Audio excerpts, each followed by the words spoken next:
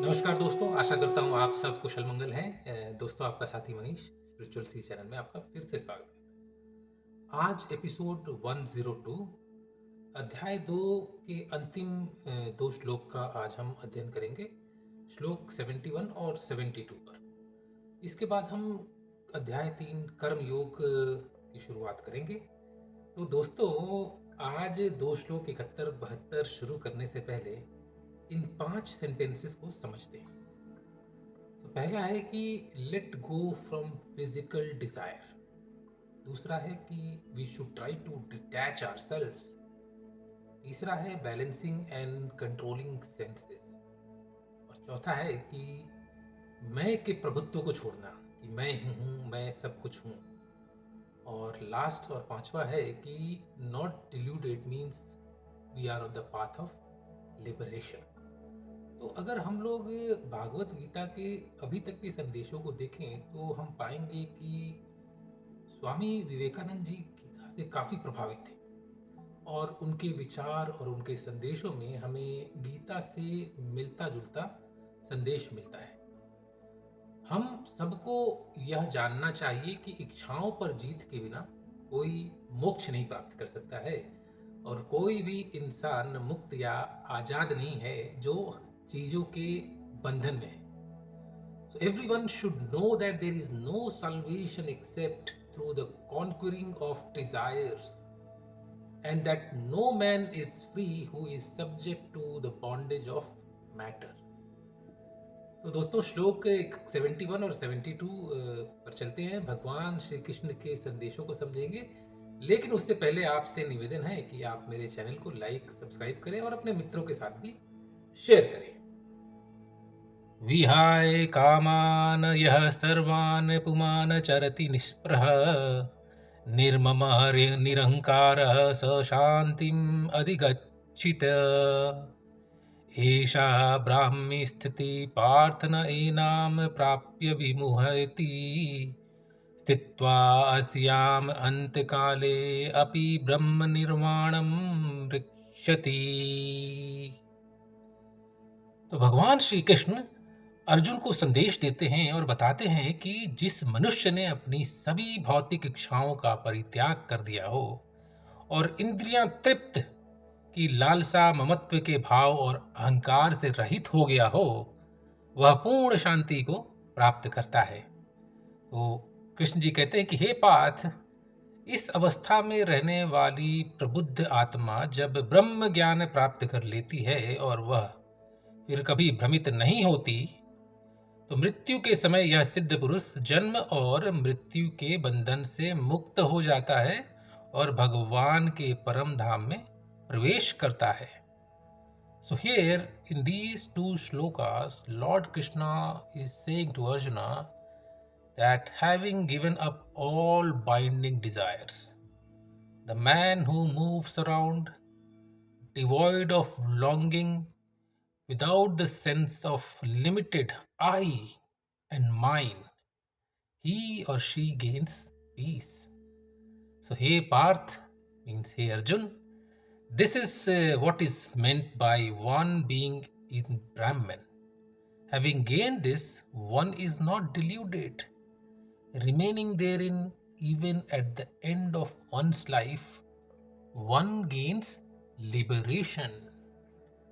तो इन दो श्लोकों में अगर हम श्लोक 71 की बात करें तो भगवान श्री कृष्ण एक समझदार इंसान की निशानियों के पूरे टॉपिक को 4 पॉइंट्स में समझाना चाहते हैं।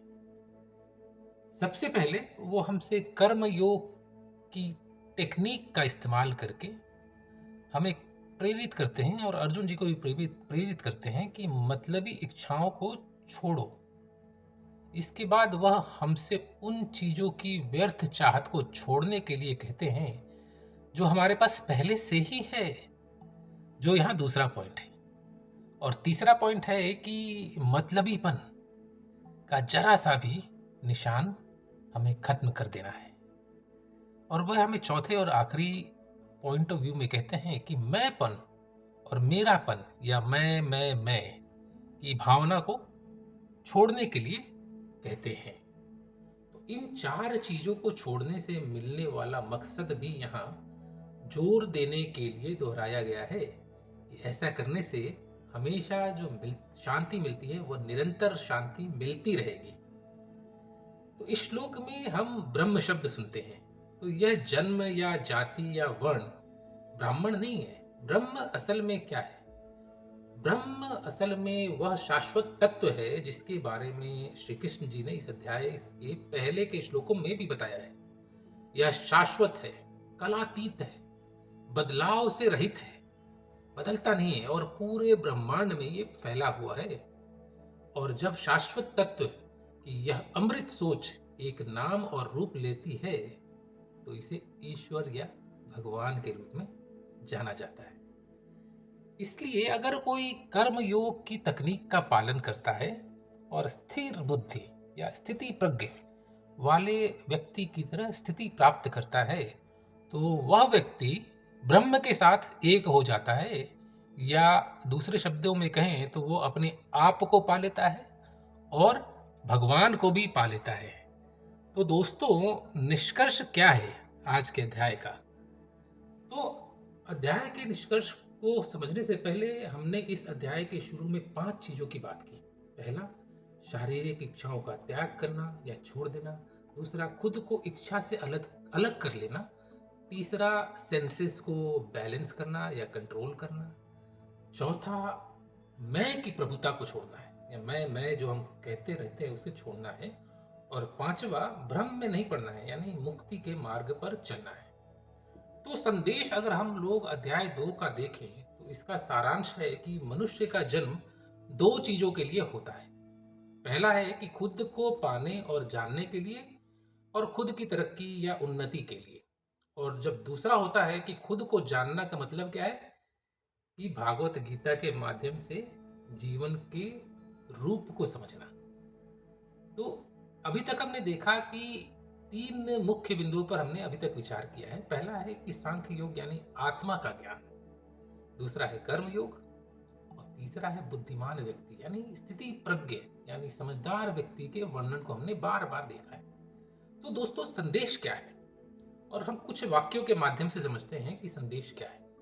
तो भागवत गीता की शिक्षा वैसी ही है जैसे उपनिषदों में सिखाई जाती है, यानी भगवत गीता की शिक्षा में शामिल है पहला, ब्रह्म विद्या, मतलब कि वह ज्ञान जो मुझे और आपको खुद की सच्चाई को दिखाता है, और मैं और आप सच को देखने के लिए, सच को समझने के लिए तैयार रहते हैं। और दूसरा क्या है? शिक्षा, योग शास्त्र। तो भागवत गीता हमें सिखाता है कि हम खुद का विकास कैसे करें, धर्म और कर्म के मार्ग पर चलते हुए, मतलब सही फैसले कैसे लें, कितनी हमें हिम्मत रखनी चाहिए, हम दुनिया या लोगों को कैसे देखें। So Bhagavad Gita teaches us by righteousness how we can be better, how we can be rational and how we can be logical. तो दोस्तों, अध्याय को समाप्त करने से पहले इस संदेश से अगर हम प्रेरित हों तो हमें ये करना चाहिए। तो अगर हम अपने जीवन को सही समय पर समझ जाएं तो मान लीजिए कि हम सफल हो गए। हम अपनी आधी जिंदगी या आधी से ज्यादा जिंदगी भ्रम, ईगो, अहंकार या अभिमान को बनाने में लगा देते हैं कि जैसे मेरे पास घर है, गाड़ी है, सुख है, धन है, संपत्ति है, समृद्धि है, और कई बार धर्म अकर्म से कमाया हुआ धन भी है, आदि आदि।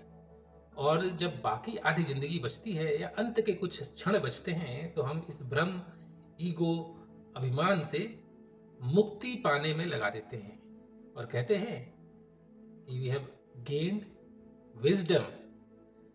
लेकिन देखा जाए तो इसका फायदा क्या है? और ये एक खुला प्रश्न है, ये हम सबको सोचना है और हम सबको विचार करके अपने हिसाब से सॉल्यूशन निकालना है। लेकिन अंत में संदेश यही है कि निष्काम कर्म करें धर्म के अनुसार, और भगवान श्री कृष्ण हमें कभी असफल नहीं होने देंगे। So before we end on the completion of every chapter, and on this chapter, let's chant the shloka. Om Tat Sat Srimad Bhagavad Gita Shupaniषत्सु ब्रह्म विद्यायां योग शास्त्रे श्री कृष्ण अर्जुन संवादे सांख्य योगे नाम द्वितीय अध्याय संपन्न। तो दोस्तों, इन संदेशों के साथ आज का एपिसोड समाप्त करते हैं, विदा लेते हैं दोस्तों। सुख का सदैव सदैव अनुभव करें। जय श्री कृष्ण और मिलते हैं अगले श्लोक में। धन्यवाद।